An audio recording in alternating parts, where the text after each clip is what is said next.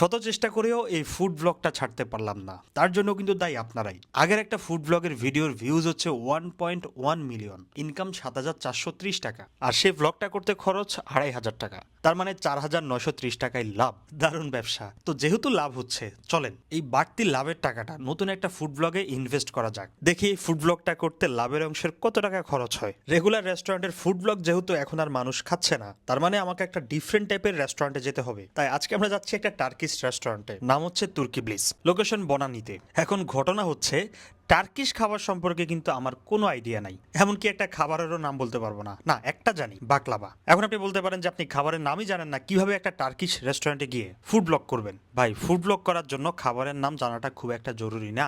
Blog করার সময় juicy আর tender ঠিক মতো বলতে পারলাম কিনা সেটাই জরুরি। যাই হোক, রেস্টুরেন্ট দেখে তো বুঝতে পারছেন বেশ প্রিমিয়াম কোয়ালিটির একটা রেস্টুরেন্ট। খাবারের দামটা বেশ ভালোই হবে মনে হচ্ছে।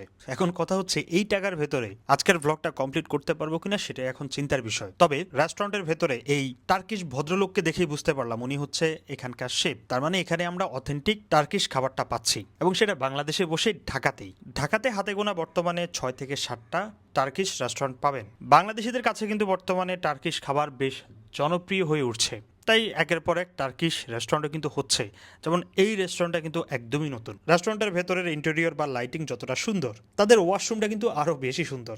যাই হোক, দুজনে পছন্দ মতো একটা টেবিলে গিয়ে বসার সাথে সাথে একজন স্টাফ এসে আমাদেরকে এই ওয়েলকাম ড্রিঙ্কস দিয়ে যায়। না, আপনারা কেউ আবার এটাকে দুষ্ট পানি ভাইবেন না, আর ভাবলেও আমার কোনো সমস্যা নাই। তুর্কিতে এই ড্রিঙ্কসটাকে বলা হয় শেরবাত। খেতে মোটামুটি ভালো ছিল। এবার আসেন আসল কাহিনীতে, কি অর্ডার করা যায় সেটা নিয়ে এখন আমাদের মাথা ঘামানোর পালা। আগে বলেছিলাম টার্কিশ খাবার সম্পর্কে আমার কোনো আইডিয়া নাই, যদিও মালয়েশিয়ার একটা রেস্টুরেন্টে আমরা টার্কিশ কোনো একটা ডিশ ট্রাই করে দেখেছিলাম এবং খেতেও বেশ ভালো ছিল। তাই মূলত আমাদের আজকে এই টার্কিশ রেস্টুরেন্টে আসা। দুজনে বেশ কিছুক্ষণ তাদের মেনু কার্ড ঘাটার পরেও সিদ্ধান্ত নিতে পারছিলাম না যে কি অর্ডার করা যায়। নামগুলো কিন্তু বেশ অদ্ভুত ধরনের। প্রতিটা নাম ধরে খোঁজাখুঁজি করতে লাগলাম ইউটিউব এবং গুগলে। মোটামুটি আইডিয়া পেলাম, বাট খাবার কোনটার টেস্ট কেমন হবে সেটা তো আর জানি না। এবার কিন্তু সাহায্য নিলাম রেস্টুরেন্টের একজন স্টাফ থেকে। উনি বেশ কয়েকটা খাবারের নাম বললো, পাশাপাশি কোন কোন খাবার আমরা খেতে পারি সেটাও কিন্তু আমাদেরকে সাজেশন দিল। অবশেষে আমরা একটা মিক্সড প্লেটার খুঁজে পেলাম, যেটা দুজনের জন্য একদমই এনাফ। প্রাইস 1850 টাকা। সাথে আরো 2 ধরনের খাবার অর্ডার করলাম, যেহেতু প্রাইসটা মোটামুটি ঠিকঠাক, মানে আমার বাজেটের ভেতরেই হয়ে যাচ্ছে। প্রায় 20 মিনিট পর আমাদের খাবার এলো, আর সম্পূর্ণ রেস্টুরেন্টে কিন্তু একটা টার্কিশ মিউজিক চলছিল, যার কারণে মনে হচ্ছিল আসলে আমি এখন তুর্কিতে আছি। প্রথমে অ্যাপিটাইজার হিসেবে দিয়ে যায় হচ্ছে ব্রেড আর 4 ধরনের মিজি, দেখতে অনেকটা ভর্তার মতো। متبل মহামারী بابا غنوش إزمي তারপরে চলে আসে আমাদের প্রথম ডিশ মুসাক্কা, যার প্রাইস 970 টাকা। হ্যাঁ, এই যে বার্গারের মতো দেখতে এটাই। এবং ফাইনালি আমাদের হাতে চলে আসে আজকের আমাদের মেইন প্লেটার। সবকিছু দেখে কোয়ান্টিটি বেশ ভালোই মনে হচ্ছে, আর খাবারের স্মেলের কথা কি বলবো ভাই, কখন যে খাবো।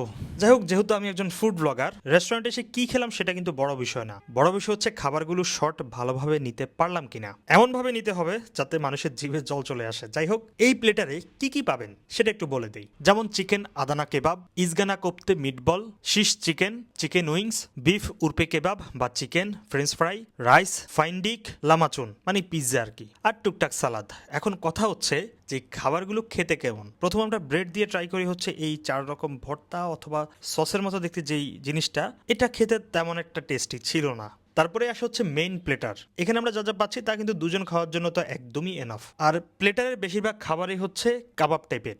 সম্ভবত তুর্কিতে কাবাব বা কেবাব বেশ জনপ্রিয়। সত্যি বলতে এই প্লেটারের প্রতিটা আইটেম ভক্তি ভরে খেয়ে নেই। এবার চলেন ট্রাই করে দেখা যাক আজকের আমাদের সর্বশেষ ডিশ মুসাক্কা। এই যে গোল গোল বার্গারের মতো দেখছেন না, এর ভেতরে কিন্তু মিক্সড রাইস পাবেন, আর উপরের আবরণটা হচ্ছে চিকেনের, আর সাথে হচ্ছে একটা ক্যাপসিকাম। এটাও খেতে কিন্তু বেশ ভালো ছিল, একটু ডিফারেন্ট। আর একদম শেষে অর্ডার দিয়ে হচ্ছে সল্ট লাচ্ছি, যদিও এটার নাম হচ্ছে আয়রন। টক দইয়ের সাথে লবণের প্রাধান্য বেশি ছিল, কিন্তু চিনি ছিল না। খেতে কেমন হবে বুঝতে পারছেন, বাট আমি কিন্তু চিনি অ্যাড করে আনাই। তারপরে ভাই, খেতে দুর্দান্ত ছিল। যাই হোক, টার্কিশ খাবার কিন্তু অনেক টেস্টি। টার্কিশ যে কোনো রেস্টুরেন্টে আপনারা খাবারটা ট্রাই করে দেখতে পারেন। আর এই রেস্টুরেন্টে আসতে চাইলে ভিডিওর কমেন্ট সেকশনে সকল ডিটেলস পেয়ে যাবেন। আজকের ব্লগটা করতে আমাদের টোটাল খরচ হয় 4,000 টাকা। আর এই ভিডিও থেকে কত টাকা ইনকাম হবে সেটা জানাবো নেক্সট ফুড ব্লগে।